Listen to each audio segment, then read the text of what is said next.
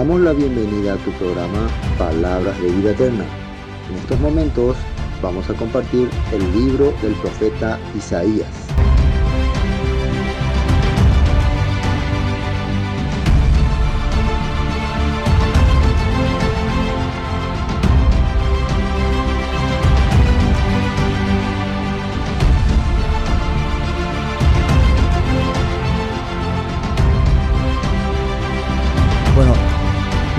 Ya saludé a todos, entonces espero que puedan también compartir, puedan invitar. Hoy el tema de hoy es un tema, como siempre digo, para alquilar balcón.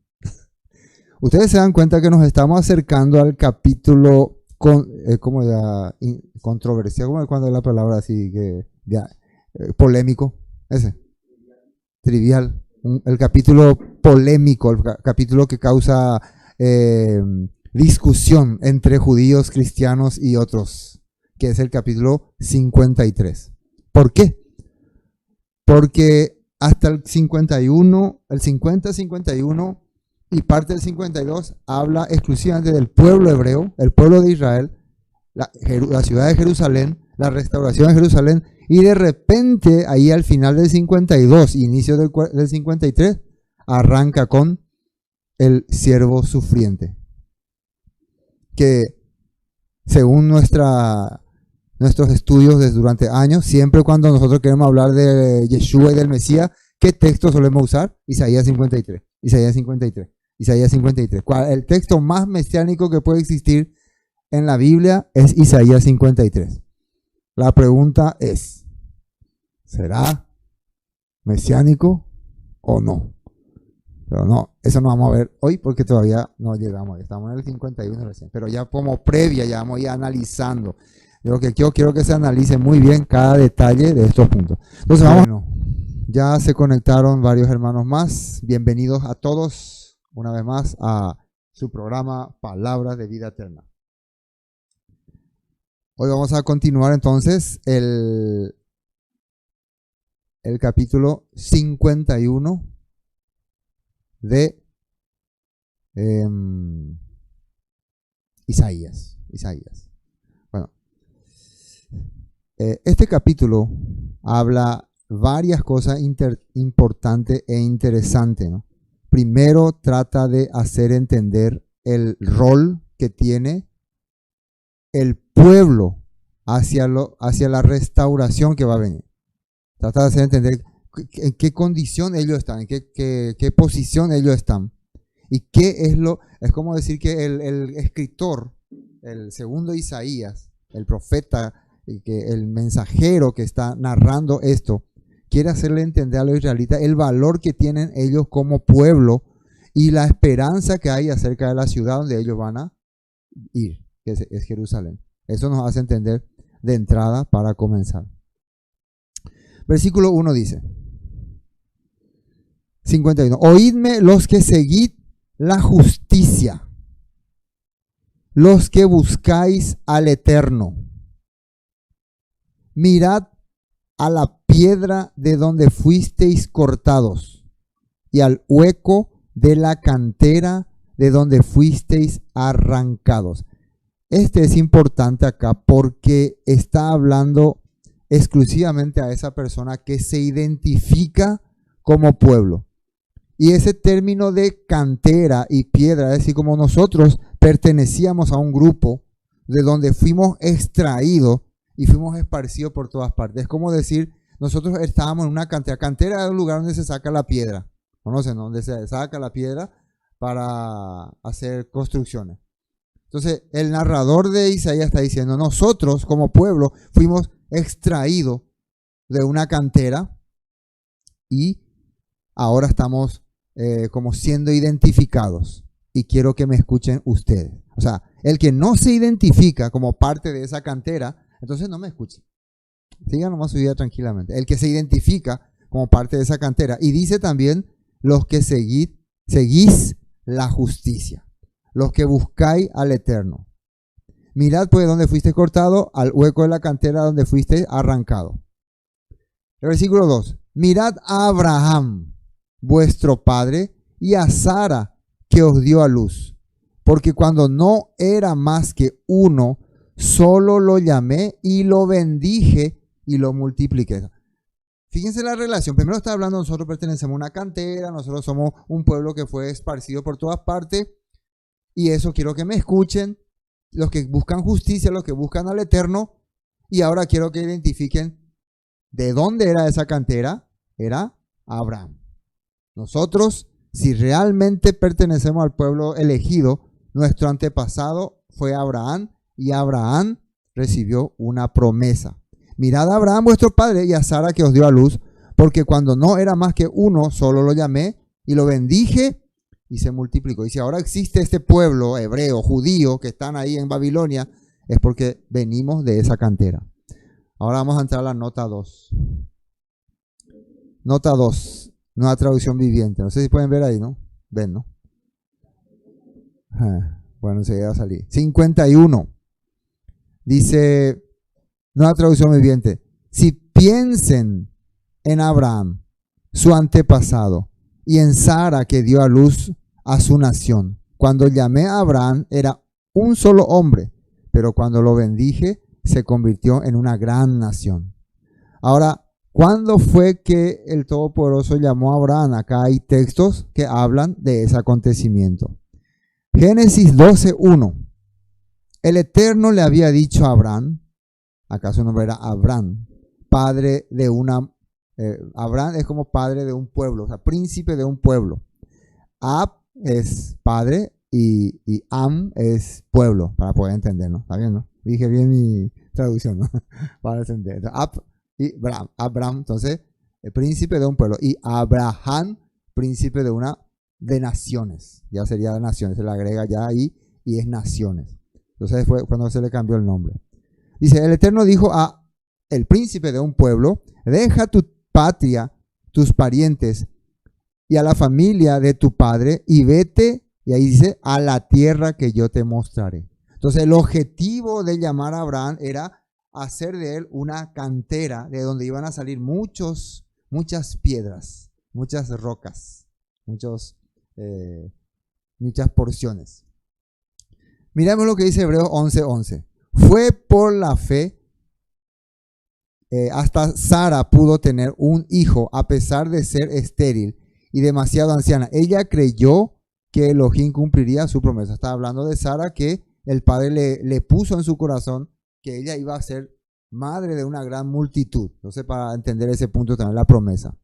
Y Gálatas 3:7 dice así. Sabed por tanto, cuando estaba hablando Pablo acerca de la fe, las obras de la ley, las interpretaciones que hacían los rabinos, se fue hasta Abraham para hacerle entender que él ya había recibido promesa de una nación que iba a ser, promesa de un pueblo que iba a ser una gran nación, porque él estaba queriendo hacer entender a los judíos, a los judaizantes de ese tiempo, que los gentiles son parte de esa promesa, y le hace recordar la promesa que se le había hecho a Abraham. Sabe por tanto que los que son de fe, de emuná, estos son hijos de Abraham, que era Abraham, padre de naciones. Y la escritura, la Torá, cuando habla de la escritura, habla de la Torá. Entonces acá podemos decir, el apóstol Pablo creía en la Torá, usaba la Torá. Acá, claro, dice acá, porque ¿de dónde va a sacar la historia de Abraham? De la Torá. Previendo que Elohim había de justificar por la fe a los gentiles, dio de antemano el evangelio. Acá sale la Besorá, promesa de un hogar, la buena nueva a Abraham, diciendo, en ti serán benditas todas las naciones. Fíjense que acá ya aparece la palabra buena nueva, o sea, evangelio. O sea, cuando uno dice, no, nosotros el evangelio recién predicamos cuando Jesús murió en la cruz por nuestros pecados. No, el evangelio viene mucho más atrás. Y el apóstol Pablo eso estaba diciendo cuando la vez pasada estábamos hablando en Corintios 15, de que el evangelio que os predicado, el cual creíste y en el cual perseveráis, dice. Es el que ha venido desde el tiempo de Abraham. Y eso tenemos que captar. Diciendo, en ti serán benditas todas las naciones. De modo que los de la fe son bendecidos con el creyente Abraham. Alguien que quiera recibir la promesa, el evangelio, la bendición, es bendito cuando recibe la misma promesa que recibió el padre de naciones, Abraham. Si vos decís que tenés la fe y crees en el Padre, pero no tenés nada que ver con las promesas de Abraham, con lo que el Padre le dio, la buena nueva que se le dio a Abraham, entonces vos no tenés nada que ver con esa cantera, con la cantera de Abraham. Vos no sos parte de estas promesas entonces, sino sos otro pueblo. El apóstol Pedro decía lo siguiente en su carta, 1 Pedro 2:4. Ahora ustedes, eso cuando ya habla a la multitud, a los que están dispersos entre las naciones, dice, si ustedes leen el comienzo de la carta de Pedro, dice, esta carta va dirigido a los expatriados que están en diferentes partes. Entonces ya está dirigido a las naciones. Y miren lo que dice. Ahora ustedes se acercan al Mesías, quien es la piedra viva principal del templo de Elohim.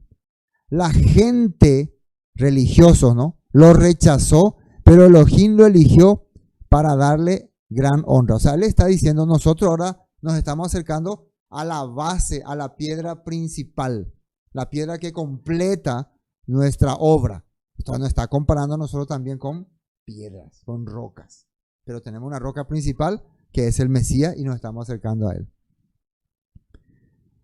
Y dice, ¿quiénes lo rechazaron? Los religiosos. 1 Pedro 2:7. Así ustedes, los que confían en él, reconocen la honra que Elohim le ha dado, pero para aquellos que lo rechazan, la piedra que los constructores rechazan, ahora se ha convertido en la piedra principal. Entonces está hablando de que Yeshua representa una parte de la obra que el Todopoderoso estaba construyendo, y el que le rechaza está rechazando esa piedra. Entonces Yeshua también, de donde sale, es una piedra de la cantera de Abraham. Entonces nosotros también somos comparados también como roca.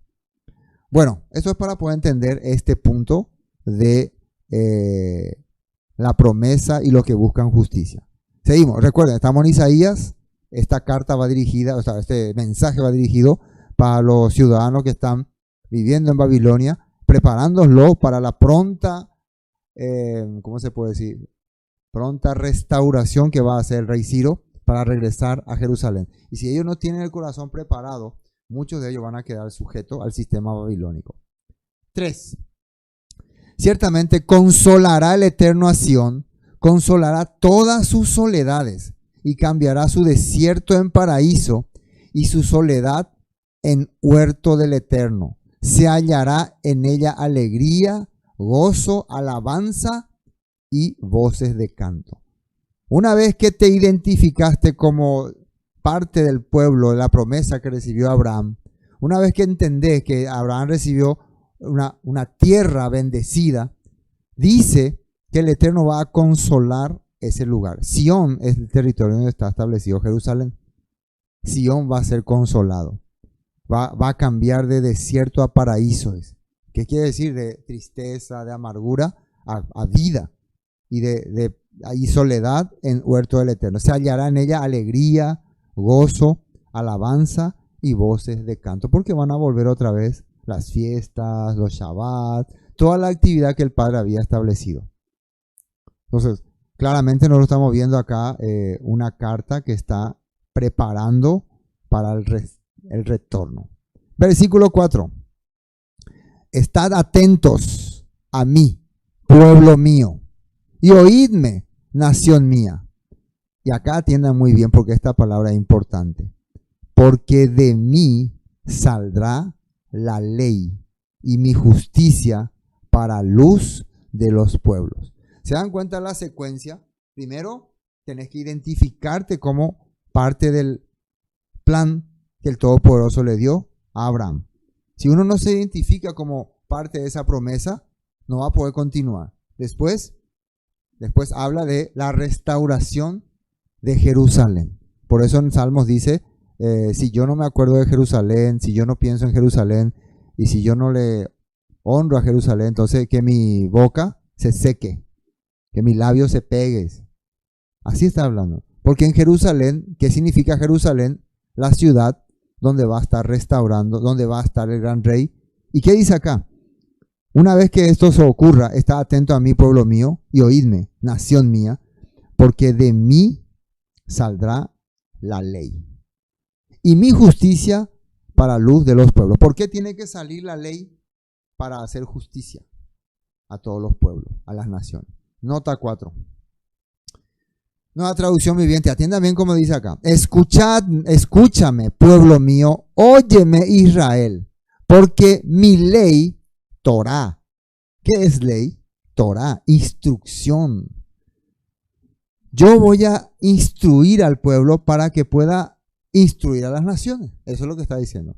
Será proclamada y mi justicia llegará a ser una luz para las naciones. La palabra luz en el hebreo es or, que significa conectar. Quiere decir que mi justicia va a ser lo que va a conectar al Todopoderoso con las naciones. El mundo se va a poder conectar al Padre a través de su justicia. ¿Qué es justicia? Eso es importante entender.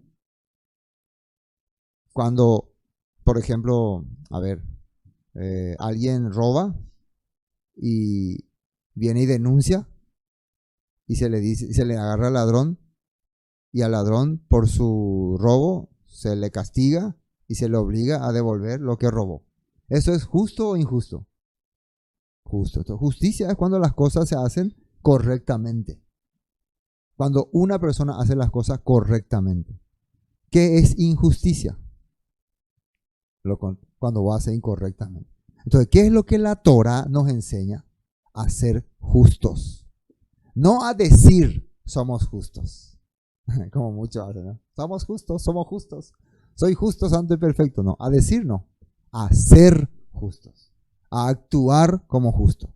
A vivir como justo. Que es diferente. Muy diferente. Entonces, mi justicia llegará a ser una luz para las naciones. Salmo 78:1. Miren lo que dice este salmo. Esta es una manera de que el Todopoderoso quería instruir, para que vea que el salmo hablaba de la instrucción. Oh pueblo mío, escucha mis enseñanzas. Esta palabra enseñanza es instrucción o Torah. Abre tus oídos a lo que digo, porque te hablaré por medio de una parábola. Te enseñaré lecciones escondidas de nuestro pasado, historias que hemos oído y conocido que nos transmitieron nuestro antepasado. Esto todo, ¿cómo se llama? Torah. La Torah no es solamente haz, no haz, haz, no haz. La Torah es aprender ejemplos, la historia de tu pueblo, la historia de tu antepasado, cómo vivieron, cómo superaron obstáculos. Por eso en la Torah que encontramos historia en Génesis, Abraham, Isaac, Jacob, los israelitas en Egipto, cuando cruzaron el mar Rojo, pasaron el desierto, recibieron la Torah en el Sinaí. No solamente nos habla de haz, no haz, haz, no haz. También nos habla de pueblo que tuvo vivencia y que es importante que nosotros podamos entender. Bueno, eso es entonces enseñanza o Torah. Continuemos. Versículo 5. Cercana está mi justicia. Otra vez habla, ¿no? Ha salido mi salvación y mis brazos juzgarán a los pueblos. A mí me esperan los de la costa y en mi brazo ponen su esperanza. ¿Recuerdan el bautismo de Jesús, de Yeshua con Juan Bautista? Dice que cuando él sintió o experimentó, dice, ver a una paloma que descendía sobre Yeshua y que él decía que era como el espíritu. Desde nuestra perspectiva, esa imagen es como un ser, una paloma, un espíritu, el tercer personaje de la Trinidad descendiendo sobre Yeshua.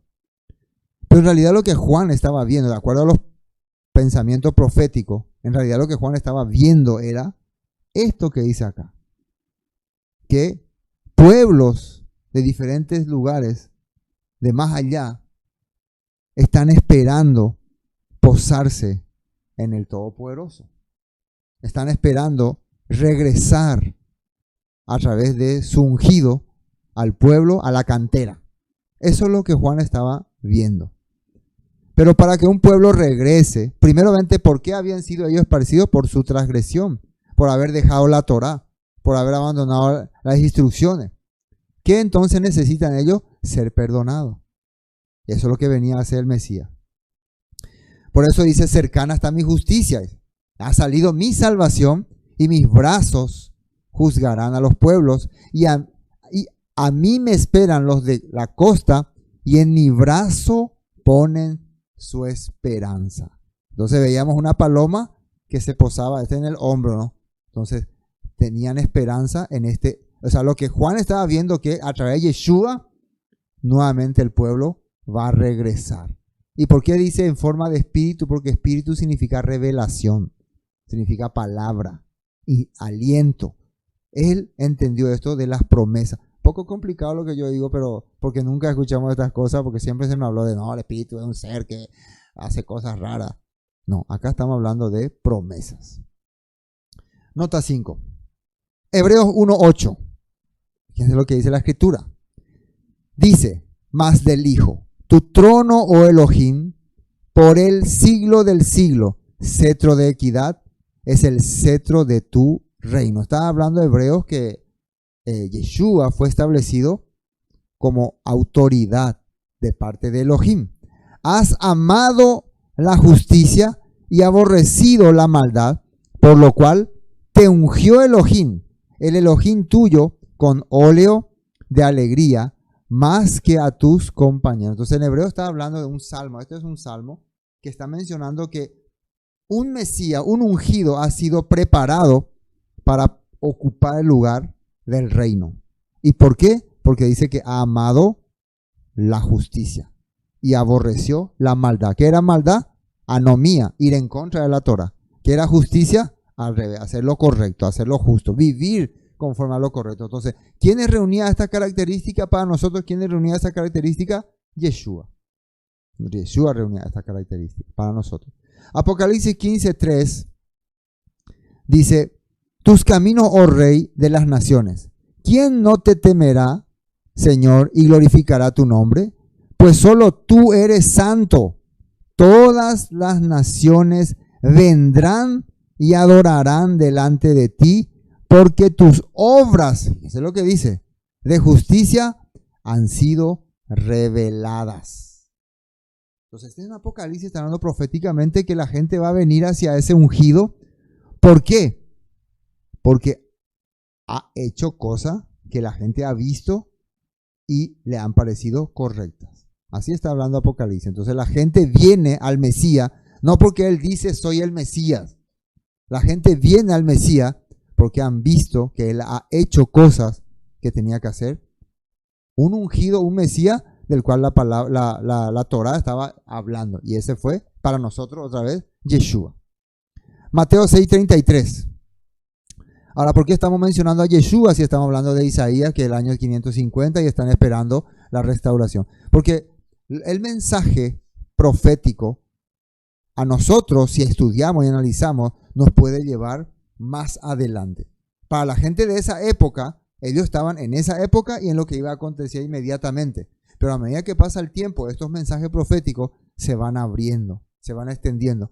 Así como para el escritor del segundo Isaías, las escrituras que hizo el primer Isaías, allá por el año 700, le estaban sirviendo ahora de inspiración para entender todo lo que estaba ocurriendo en su tiempo, en el tiempo en que ellos estaban cautivos en Babilonia. Esa es la manera que nosotros podemos entender también acerca de que estas palabras nos está hablando de Yeshua para nuestro tiempo. Y no solamente para nuestro tiempo, para los tiempos posteros también. Miren lo que decía el propio Yeshua, hablando de la gente que quiere vivir, hacer las cosas, ganar el mundo. Decía esto, Mateo 6:33. Mas, buscad primeramente el reino de Elohim y su justicia, y todas las cosas os serán añadidas. ¿Alguna vez escucharon este versículo? Había una canción que cantábamos antes en el culto de niños, ¿no se acuerdan? A ver, esperen que... Busca primero. Vamos a cantar busca primero, decíamos nosotros. No sabemos qué es lo que hay que buscar, pero cantar así se llamaba el... Busca primero el reino de Dios y su perfecta justicia, y lo demás añadido será. Aleluya, aleluya. Después decíamos, aleluya.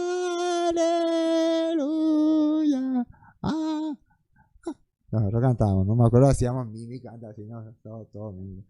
Bueno,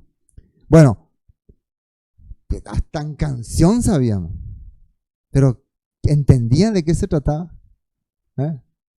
¿Qué? ¿Cómo? No, primero hay que buscar su justicia, el reino de Dios y su justicia. Dice, miren lo que dice, busca primero el reino de Dios y su justicia. Dos cosas, dice. ¿Cómo la gente buscaba el reino de Dios? ¿Qué entendía por el reino de Dios? Y cuando vos crees que Jesús murió por tu pecado y te va al cielo y está ahí en las nubes tocando arpa. ¿Qué implica reino? Reino es poder, rey, autoridad, territorio. Todo lo que estamos hablando que se le prometió a Abraham. A Abraham se le prometió una tierra y después, más años después, a David se le prometió un reino. Porque una tierra sin rey no tiene poder, no tiene título. David trajo el título a la tierra de Israel. David es el título de propiedad. Por eso David, cuando iba a construir el templo, él no quiso recibir de regalo ese lugar, sino que pagó, dice. Y el propio Abraham también, en su época, para sepultar a su esposa, pagó para tener autoridad. Entonces, todas estas cosas nos muestran las cosas que la Biblia está prometiendo. Ahora, ¿qué es lo que Yeshua está diciendo cuando dice busca primero el reino de Dios? Las promesas que están en la Torá, primero ustedes tienen que buscar. Las promesas que se le dio a Abraham, Isaac y Jacob, las promesas que se le dio a David, pero la gente eso no busca, eso no quiere aprender, no quiere conocer las tribus de Israel, las promesas para el reino de Israel, no, las fiestas bíblicas, el Shabbat, no me interesa eso. Y después dice su justicia. Una vez que vos entendés las promesas, la Torá, las instrucciones, ¿qué querés hacer? Hacer lo correcto, hacer lo justo. Ya no vas a seguir haciendo las cosas que hacías antes, seguir creencias paganas, costumbres paganas. Por eso, si vos no buscas el reino de Dios, si vos no entras en la cantera de Abraham, vas a seguir siendo parte de la injusticia de este mundo. Ahora, miren lo que dice en esta versión. Puse esta versión, no la traducción vigente, porque explica más claro este texto. Busquen el reino de Dios, de Elohim, por encima de todo. Lo demás, por encima de todo lo demás, ¿no? Y lleven una vida justa. Y Él les dará todo lo que necesiten. Acá un poco diferente, ¿no? Busquen por encima de todas las cosas. Y lleven una vida justa. Quiere decir, hacer, y su justicia, busca primero el reino de Dios y su perfecta justicia, quiere decir, hagan las cosas correctamente. Hagan. No es, o una vez más, no es, digan que son justos. Cuando alguien le pregunta si son, voy a usar esta frase, cuando alguien le pregunta si son justos o pecadores, digan, soy justo. No. No es, digan ser justos. Tenemos que vivir como justos. Esa es la respuesta correcta. Pero ¿por qué uno no quisiera aceptar esto? ¿Por qué yo no quisiera aceptar de que tenemos que vivir como justos? ¿Por qué? Porque no puedo. A mí me gusta hacer cosas injustas. Entonces vos no sos parte de este reino simplemente. No perteneces a este reino. Tu reino es el reino de injusticia, el reino de Babilonia, el reino donde se ejecuta a cualquiera por diversión. ¿Así? ¿Se entiende, no? Esto está diciendo la Escritura. Mateo 5, 6, bienaventurados los que tienen hambre y sed de justicia, porque ellos serán saciados. ¿Qué quiere decir saciados? Verán que se cumple lo que ellos están anhelando. ¿Qué quiere decir? Que no están cómodos con el sistema en el cual están viviendo. Esto también se podía ir hasta el tiempo de Babilonia. Si ustedes no están cómodos viendo cómo mucho de su pueblo, de su gente, son torturados, son menospreciados, no van a sentirse cómodos en este sistema babilónico. Van a querer encontrar un sistema donde se haga lo justo, que es el sistema donde está la Torá como poder máximo. Entonces Yeshua decía, la persona que anhela que la Torá sea guía de su vida es bienaventurado, es dichoso, dice acá. Ellos van a ser saciados. Bueno, estamos avanzando muy lentamente, ¿no? Pero bueno, hay mucha carne en esta parte, ¿no? Mucha carne. Después ya vamos a entrar en más hueso. Alzad, versículo 5, ¿no? Alzad los cielos. Alzad a los cielos vuestros ojos y mirad abajo a la tierra, porque los cielos serán deshechos como humo y la tierra se envejecerá como ropa de vestir. Y de la misma manera perecerán sus moradores, pero mi salvación será para siempre, mi justicia no perecerá. Bueno, este texto se usaba mucho para hablar del fin de los tiempos, de que va a venir fuego, el mundo se acabará y la gente va a sufrir. Se usaba esta palabra, ¿no? Acá la Biblia dice, y la tierra se destruirá como ropa de vestir. Hermanos, no valoren esta vida de este mundo porque acabará todo. Valoremos en el cielo, busca el reino de Dios y su justicia allá arriba. Todo al revés. Porque estos textos estaban hablando de Israel restaurado. Entonces cuando vos le cambiás el sentido, entonces no tiene valor. Este texto, Isaías, el segundo Isaías está hablando de Israel restaurado. Entonces cuando habla de un pueblo que se va a destruir, claro, está hablando de su pueblo que se destruyó, que acabó. Y también esto que ahora ellos están viendo, esto que ahora están sintiendo como grande, Babilonia, desaparecerá. Babilonia va a perder su poder. Dice en muchos textos que Babilonia va a ser convertida como guarida de chacales. Entonces por eso observen la obra que va a hacer Todopoderoso. Una vez más, esta palabra es para motivar a los israelitas a buscar al Creador. Entonces dice, y de la misma manera perecerán sus moradores, pero mi salvación será para siempre, mi justicia no perecerá. Las personas que reciban mi palabra serán rescatadas. Así simplemente dice. Nota 6. Segunda de Pedro, el apóstol Pedro usó esta frase para acordar lo que iba a ocurrir en los últimos tiempos. Porque Apocalipsis mismo dice también que esto va a ocurrir ya con este sistema. Pero no que el mundo va a desaparecer. Es el sistema lo que va a caer y va a desaparecer. Segunda de Pedro 3:10. Pero el día del Eterno, o el del Señor, o el día del juicio final, llegará tan inesperadamente como un ladrón, dice. Entonces los cielos desaparecerán con un terrible estruendo y los mismos elementos se consumirán en el fuego y la tierra con todo lo que hay en ella quedará sometido a juicio. En otro dice que se consumirá. En realidad lo que acá está hablando es que ya no va, el mundo, el sistema no va más a hacer las cosas como ellos quieren. Va a ser otro poder el que va a poner orden.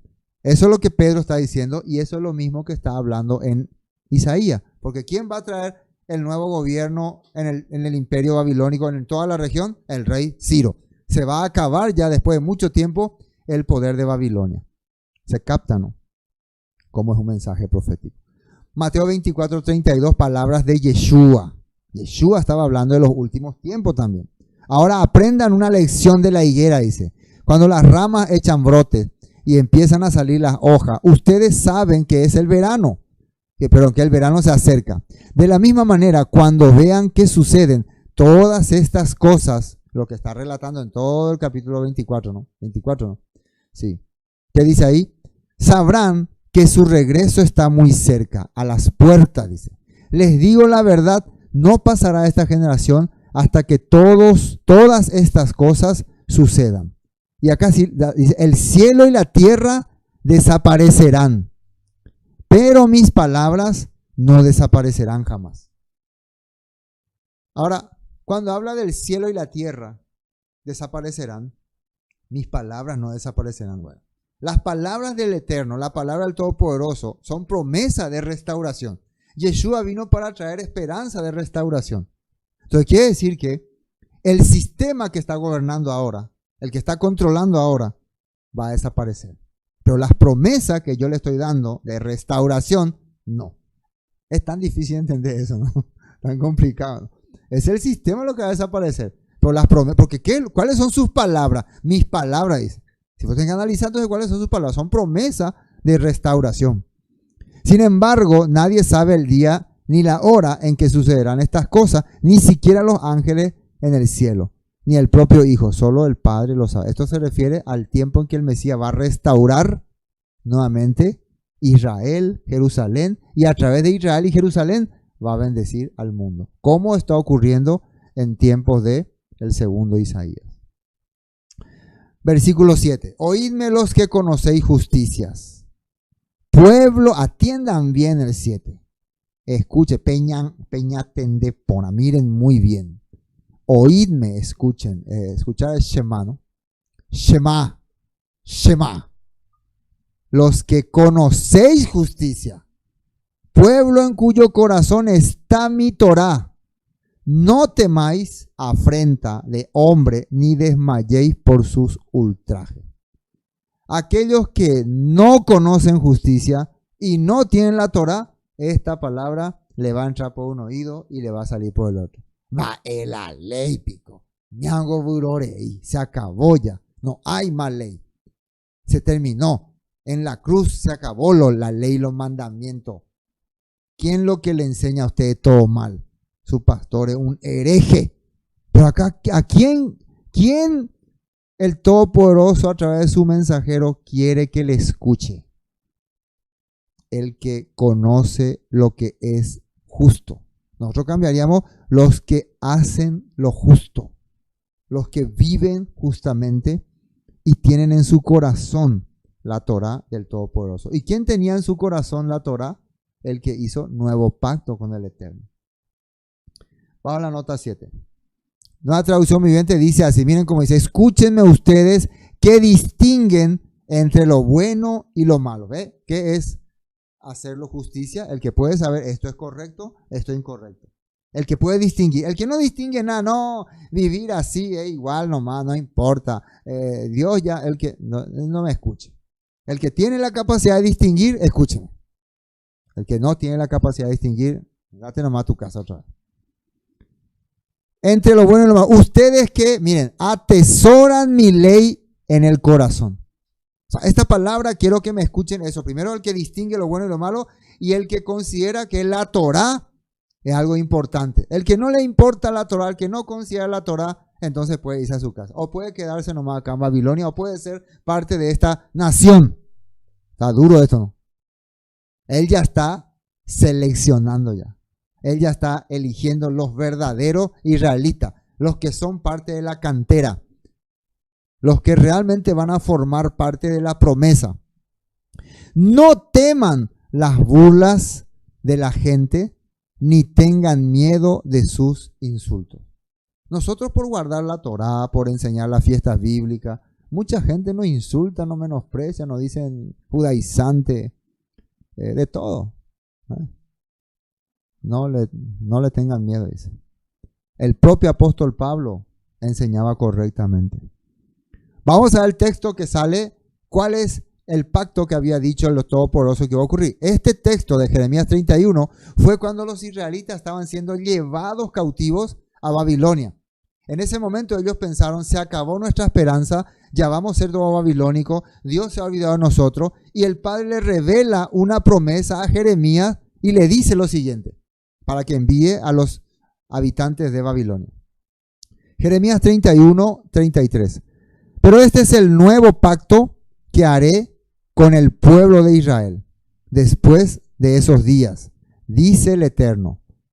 Pondré mis instrucciones, Torá, ley, en lo más profundo de ellos. En la nueva traducción viviente directamente dice mis instrucciones. No dice pondré mi ley, ¿no? Pondré mis instrucciones. Ya está por eso me gusta, ¿no? La nueva traducción viviente es muy buena porque pone el significado correcto. ¿Qué es? Torá o ley. En lo más profundo de ellos y las escribiré en su corazón. Yo seré su Elohim y ellos serán mi pueblo. Ellos van a poder ahora comprenderme. Eso decía Jeremías que va a ocurrir cuando ellos vayan a Babilonia. Y ahora el segundo Isaías está diciendo, esa gente que aceptó este pacto, que recibió este pacto, escúchenme. El que no, bueno, paciencia. El escritor de Hebreos recordó nuevamente este texto en Hebreos 10:15. ¿Qué dice ahí? Y atiendan bien cómo el escritor de Hebreos, para hacerle entender al pueblo ya en tiempo de Yeshua, cómo les narró. Miren qué frase usó. Y el Espíritu Santo también da testimonio de que es verdad, pues dice, fíjense, ¿quién dice el escritor de Hebreo que dice esto que va a decirse ahora? ¿Quién dice que está hablando? ¿Quién está hablando? ¿Quién nos dice? El Espíritu. Y ahí está con mayúscula, como si fuera un personaje, ¿no? Pero en realidad, ¿quién es el que dice esto? Fue una palabra que recibió el profeta Jeremías. Ciertamente el Rúa le inspiró y Jeremías lo escribió. Pero ahora el escritor de Hebreo está sacando del texto de Jeremías 31. Por lo tanto, él tendría que decir, y Jeremías en Jeremías 31, aunque porque no tenían esos capítulos, Jeremías dice, tenía que decir. Pero ¿por qué él no dice Jeremías dice? Porque ellos entienden que todas estas palabras fueron inspiradas por el Eterno. Y eso es la voz del Espíritu Santo. Cuando la palabra llega a tu vida y a tu corazón, vos estás recibiendo la palabra del Todopoderoso, la palabra del Espíritu. Dice entonces, el Espíritu también da testimonio de que es verdad y dice, este es el pacto que haré con mi pueblo en aquel día, dice el Eterno. Pondré mis leyes, mis instrucciones en su corazón y las escribiré en su mente. Después dice, nunca más me acordaré de sus pecados y transgresiones. Eso era la promesa que tenían los israelitas. Ahora miren lo que dice en Salmo 119 con respecto a la ley y a los mandamientos, que el Todopoderoso quiere que escuchen los que están bien atentos y despiertos. Salmo 119, 33. Enséñame, oh Eterno, el camino de tus estatutos y lo guardaré hasta el fin. Claro, como las personas no quieren lo que se le enseñe, mucho menos va a guardar. Dame entendimiento y guardaré tu ley, tu Torah, y la cumpliré de todo corazón. Entonces esto está escrito acá por demás. Él está orando y pidiendo, ayúdame a entender tu mandamiento, ayúdame a comprender y con todo mi corazón voy a cumplir. Salmo 119, 44. Guardaré tu Torah, tu ley, siempre, para siempre y eternamente. Así dice. Y andaré en esclavitud. No, en esclavitud era. Me equivoco. La persona que guarda la ley entra en esclavitud, ¿o no? 44, 45. Y andaré en esclavitud, dice ahí, clarito está. Ustedes no saben leer. Clarito. La ley esclaviza, la ley te hace esclavo la ley. Por eso ustedes son esclavos, porque están enseñando la ley. Y ahí dice bien claramente, guardaré tu ley, guardaré tu estatuto, siempre, para siempre. Y andaré en libertad, porque busqué tus mandamientos. Porque busqué tu mandamiento. Pero como la gente no busca, lo contrario de libertad, ¿qué sería? Sol de América. No. Esclavitud. Esclavitud. Esclavitud. Hay otro. Hechos. El apóstol Pablo, miren lo que dijo. Hechos 24, 14. Pero admito que soy seguidor del camino. O sea, la secta llamada El Camino era la secta de Yeshua, el grupo de Yeshua. Se le llamaba El Camino. O sea, el primer nombre que tuvo el movimiento de Yeshua, que le pusieron, era El Camino. Porque todos decían que Yeshua era el camino, ¿no? Entonces se llamaba así. Pero admito que soy seguidor del camino, al cual ellos llaman secta, dice. Adoro al Elohim de nuestro antepasado y firmemente creo en la ley judía y en todo lo que escribieron los profetas. Acá cuando él habla ley judía se está refiriendo a la Torá y también todos los que escribieron los profetas. Entonces el apóstol Pablo cree en el camino y también cree en la Torá y todos los que escribieron los profetas. Él nunca entonces estuvo en contra de nada de esto. Así está diciendo la escritura. Bueno, continuemos. Versículo 8. Porque como a vestidura los comerá polilla, como a lana los comerá gusano, pero mi justicia permanecerá perpetuamente y mi salvación por los siglos de los siglos. Y miren lo que dice el 9. Despiértate, despiértate, vístete de poder, oh brazo del Eterno, despiértate como en el tiempo antiguo, en los siglos pasados. ¿No eres el que cortó a Raad y el que hirió al dragón? ¿Qué palabra más rara? Acá se nota que este relator, mensajero, ya está desesperado. Por favor, escuchen. Y le menciona algo que ocurrió en una época mitológica de los griegos, iba a decir, de los egipcios. Ustedes saben, para entender esto tenemos que entender un poco de mitología egipcia. había sido, estas frases, está hablando de unas creencias que tenían los egipcios sobre unos monstruos que aparecían, ¿no? Entonces en aquella época ellos creían que el Nilo tenía un monstruo y que lo juzgaba. Entonces estaba hablando prácticamente del momento en que ellos fueron liberados de Egipto y prácticamente el Padre destruyó a toda su deidad. Solamente que no entendemos porque esta palabra Raad no es Raad la de Jericó, es una palabra que se refiere a, ¿cómo se puede decir? A Egipto. Así, vamos a ver otra traducción. En hebreo mataste a Raad, atravesaste al dragón. Raad es el nombre de un mítico monstruo marino que en la literatura antigua representa el caos. Importante aprender esto, ¿no? Aquí se utiliza como un nombre poético para Egipto. O sea, está hablando como el monstruo que representa a Egipto. Pero el Todopoderoso los libró de ellos, ¿no? Entonces Isaías 51:9 dice, de antaño cuando mataste a Egipto al dragón del Nilo. O sea, como ¿cómo decir? El león guaraní se dice acá, ¿no? ¿Se refiere a quién? Cuando hablaba del león guaraní. ¿A quién nos referimos? A los paraguayos, ¿no? Pero no decimos a los paraguayos, decimos al león guaraní. Así también algo es como decir el Raad del Nilo, es como decir el dragón de los egipcios, algo así, ¿no? Tú lo destruiste cuando lo liberaste. Entonces, está hablando, despiértate, nosotros que hemos sido liberados de la esclavitud, seguimos nosotros prisioneros. Versículo 10. ¿No eres tú el que secó el mar, las aguas del gran abismo, el que transformó en camino las profundidades del mar para que pasaran los redimidos? Ciertamente volverán los redimidos al Eterno, volverán a Sión, cantando, y gozo perpetuo habrá sobre sus cabezas. Tendrán gozo y alegría, y el dolor y el gemido huirán. Entonces habla de promesa, habla de restauración. Versículo 12. Yo soy vuestro consolador. ¿Quién eres tú para que tengas temor del hombre, que es mortal, y del hijo del hombre, que es como un heno? Está nuevamente dándole a entender que el Todopoderoso que te va a rescatar, y no te preocupes de los que te están diciendo, no escuchen a ese loco, no escuchen. Babilonia es la esperanza, con Babilonia tenemos toda la solución. Y versículo 13, y ya te has olvidado del Eterno tu Hacedor.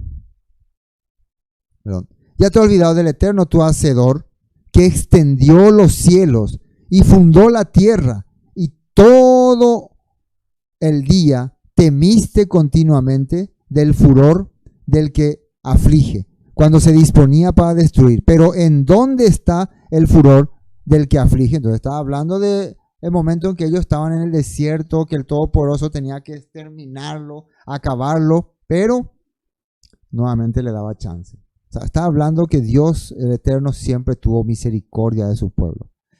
Estamos avanzando un poco más rápido.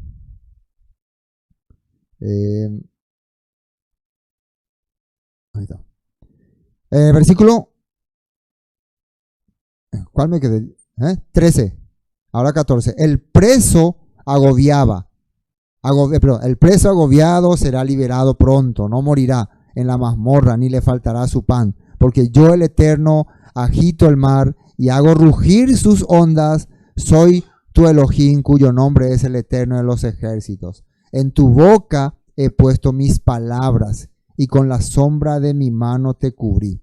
Extiendo los cielos y echando los cimientos de la tierra, y diciendo a Sión, pueblo mío eres tú. Entonces está hablando, trae de esperanza para su pueblo. 17. Despierta, despierta, despierta. Una vez uno cuando estaba en pleno culto, despierta, despierta. Se despierta uno que estaban durmiendo. Levántate, oh Jerusalén. Esta es una forma de decir, escuchen, despierten. ¿Cómo lo que son tan dormidos? ¿Cómo lo que pueden ser engañados por esa denominación, por Babilonia? Ay, se dio, ¿por qué? Ten misericordia de esta gente. El narrador así está hablando, el mensajero.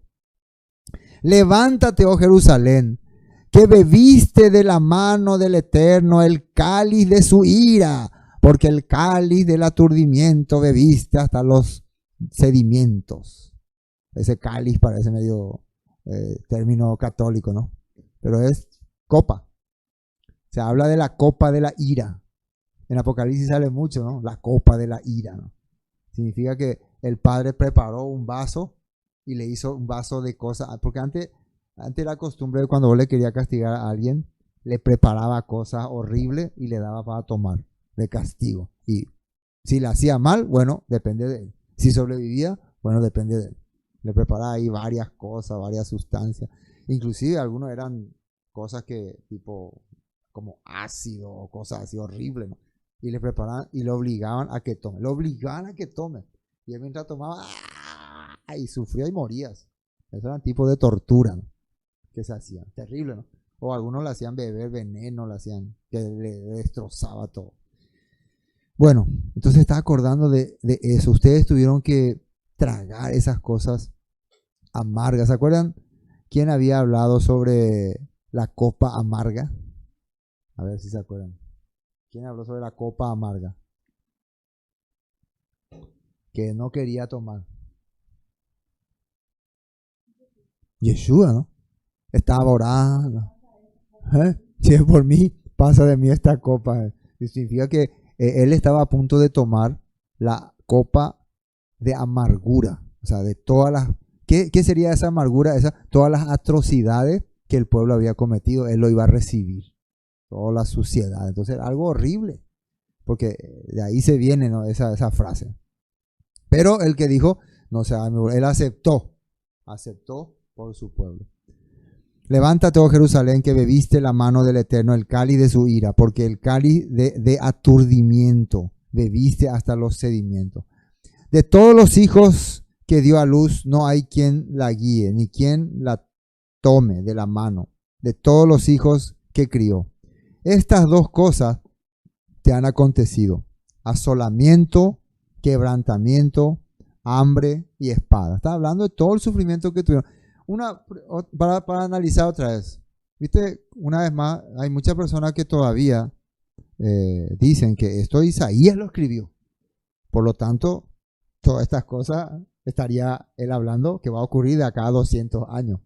Pero de acá que estamos compartiendo desde el capítulo 40, está demasiado claro que esto lo escribieron gente que estaban viviendo en la época.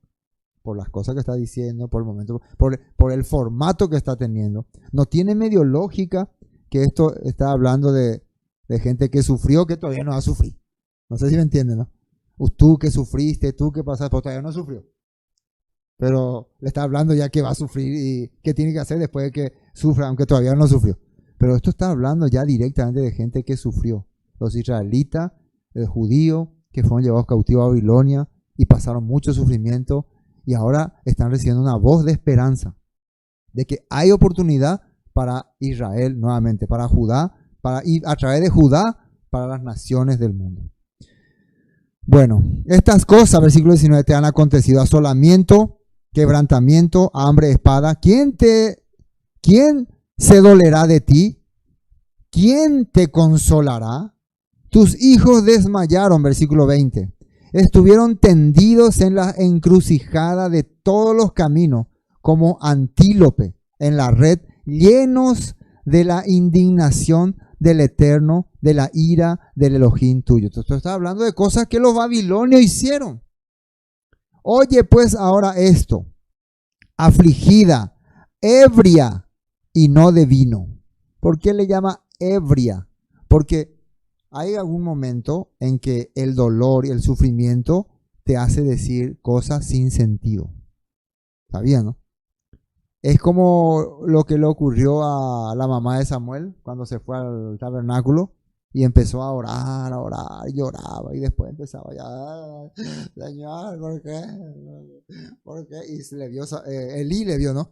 ¿Qué estás haciendo aquí? ¡Ebria! Vete a digerir tu vino. ¿Se acuerdan? Y él le dice: no, Señor, yo no estoy ebria, si no estoy ebria de dolor. Y ahí le empezó. Entonces, esa es la frase acá que ocurre, ¿no? Entonces le dije: oye pues ahora esto, afligida, ebria y no de vino, dice, pero ebria de sufrimiento.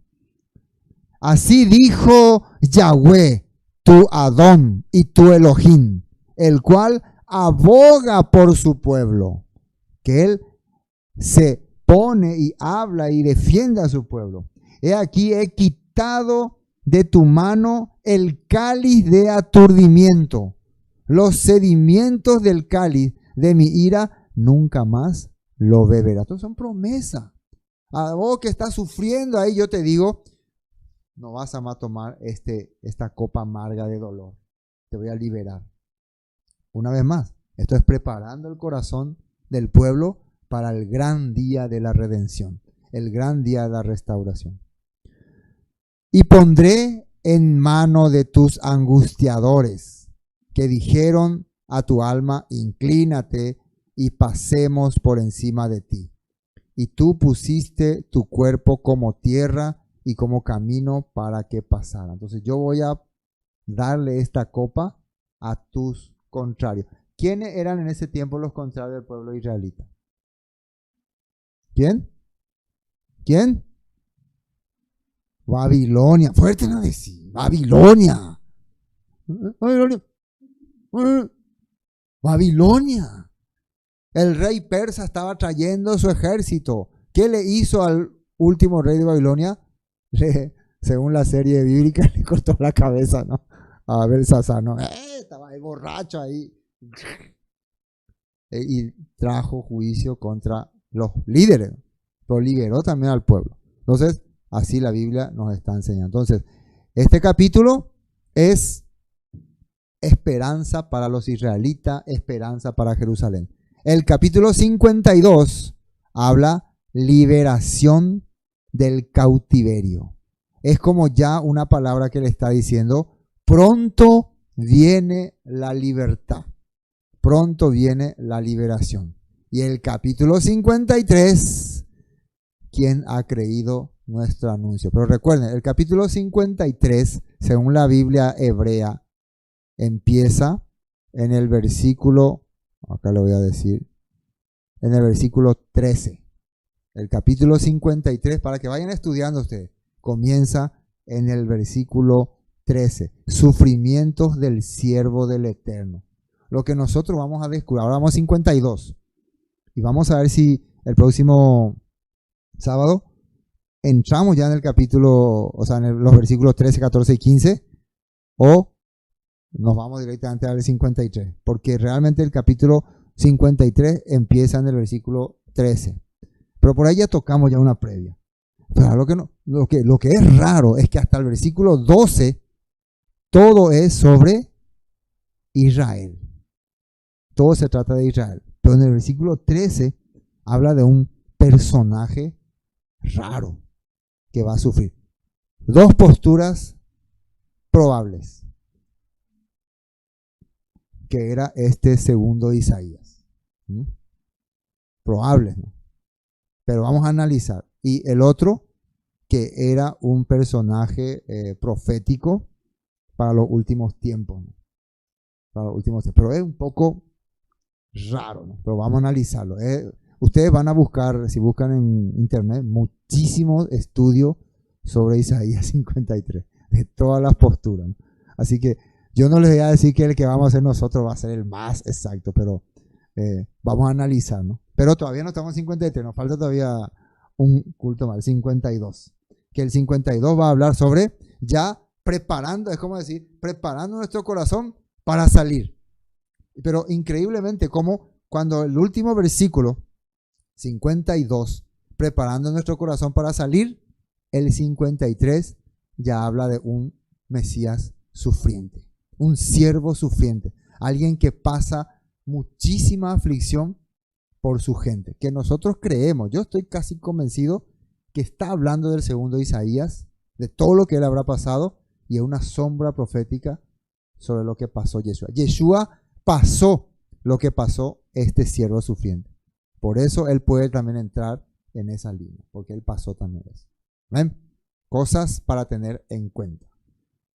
Entonces, hoy hasta aquí vamos a compartir esta reunión.